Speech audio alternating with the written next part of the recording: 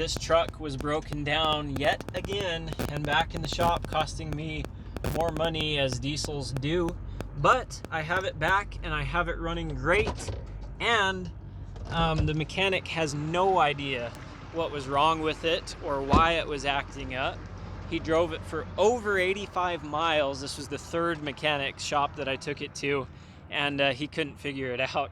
He cleaned, though, every single electrical connection that was related to the fuel or to the FICM or ECM, and it runs great. I've driven it now about 80 miles, so it's gone close to 200 miles without a single hiccup or issue, and we used it to move. It ran great like a champ, pulling like a champ, and I think it was fixed. So he might claim that he didn't do anything to it, but cleaning all those electrical connections definitely did something to it, because it would have acted up by now. So I think I can safely say, I'm going to say it and it's going to break down now when I go drive it, but I think I can safely say that I have my Silverado back and that it is running great yet again.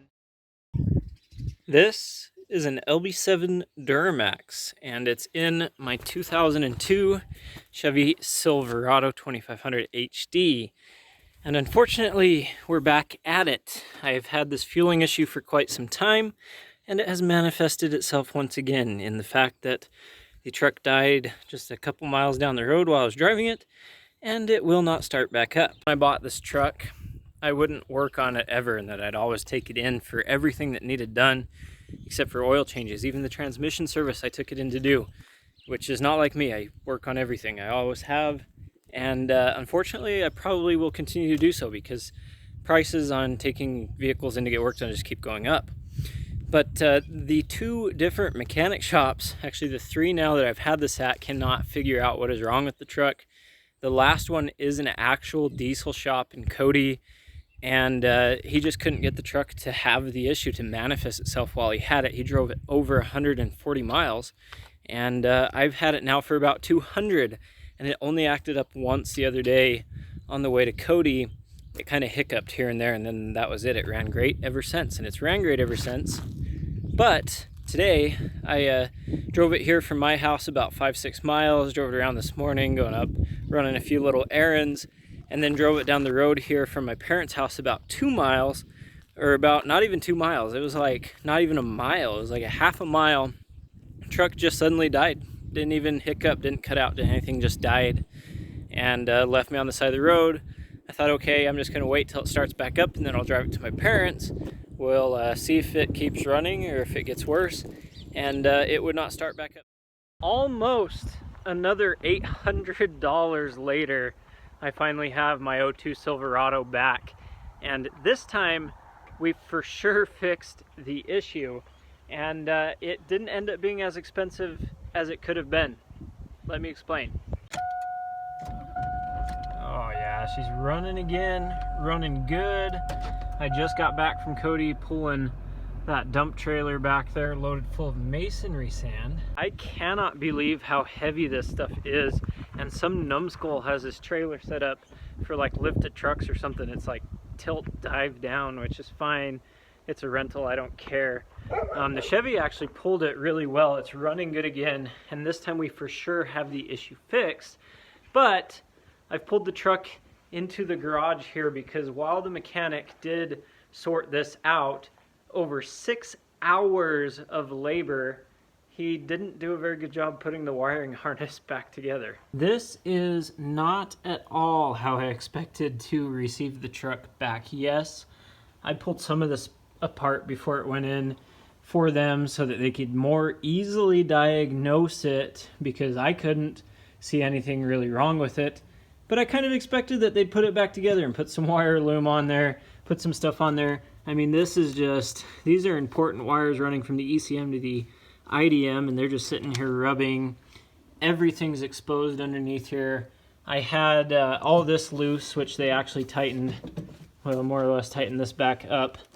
That kind of broke the bolt in the back. But also over here, the ECM main wire harness connectors are just free floating. And so while it took him over 6 hours of labor to diagnose this issue somehow, there wasn't really a whole lot of work done to it.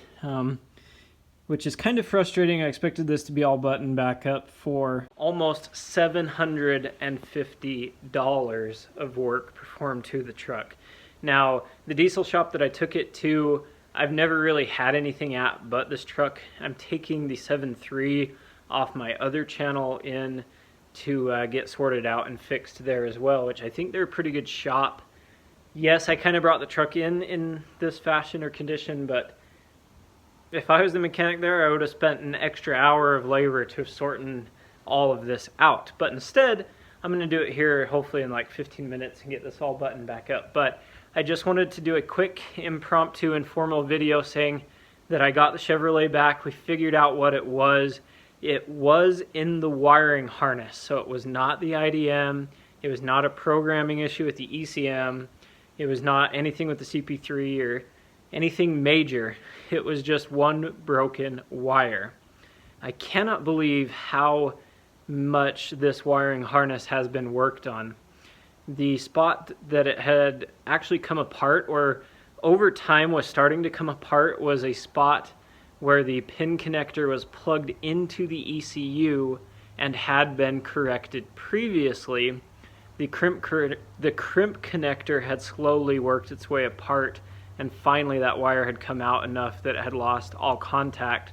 The truck wouldn't run, it wouldn't start, and it made it easier to find that, because before, whenever you'd hit a bump and it would come loose, the truck would die, it would quit, or it wouldn't run properly, it'd misfire, it wasn't getting the right amount of fuel, and it was a very frustrating and long 2 to 3 month process, 3 different shops to sort this issue out, and it finally took the truck quitting completely for them to actually dive into it a little bit more fully and to figure out that it was just a simple wiring problem. Like I said, it was 6 hours this time, but the time previously at the same shop it was like 3 or 4 hours, $350.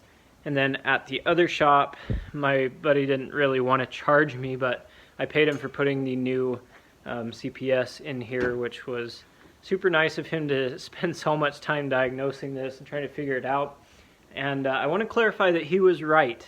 It was definitely a communication issue between the ECM and the IDM, but luckily he was also wrong in saying it wasn't a wiring issue, and he thought it was the IDM. That's like a $1,100 to $1,600 part. They cool them with fuel, it's super complicated, and it's a Duramaxing. So luckily it wasn't that, and it was just wiring.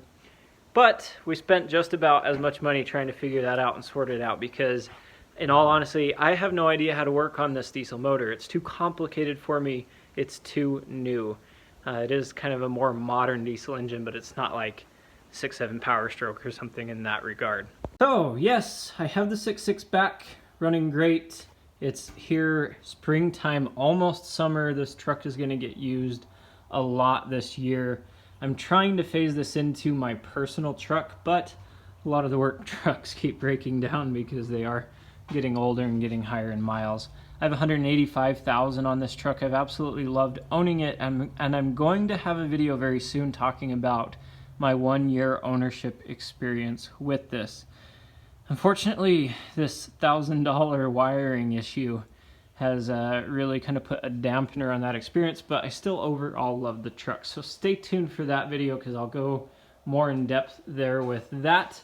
Hit the big red button down below if you haven't already, and if you want to see more 6.6 liter diesel Duramax content, consider subscribing to my other YouTube channel, linked in the description below. And thank you guys so much for tuning in briefly here with me on the 6.6. I love this truck. I promised when I bought it that I would never work on it myself, and I'm finding out that like working on everything at a shop is just so expensive anymore.